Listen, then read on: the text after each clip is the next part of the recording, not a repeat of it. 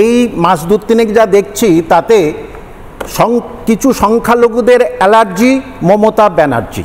সংখ্যালঘু তৃণমূল ক্যাডার সে মারছে সংখ্যালঘুকে, আবার তারা জেলে যাচ্ছে। তাহলে ইউপিতে একজন অত্যাচারিত হচ্ছে, আর এখানে ঘরে ঘরে সংখ্যালঘুরা আজকের জেলে এবং তারা মৃত্যুবরণ করে। সংখ্যালঘু উনি ভালোবাসেন। দেখুন এই যে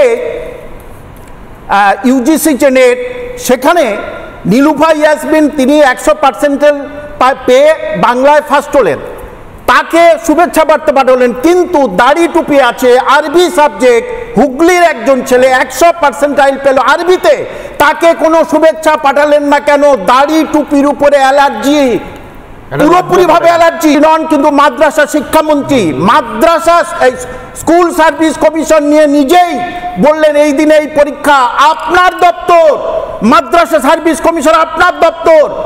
দীর্ঘ 14 বছর সেখানে গ্রুপ ডির সমস্যা সমাধান করেননি, 7th SLSTর এখনো রেজাল্ট বার করেননি।